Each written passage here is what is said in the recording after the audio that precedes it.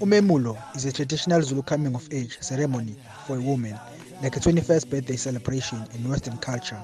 Welcome to Made in Africa.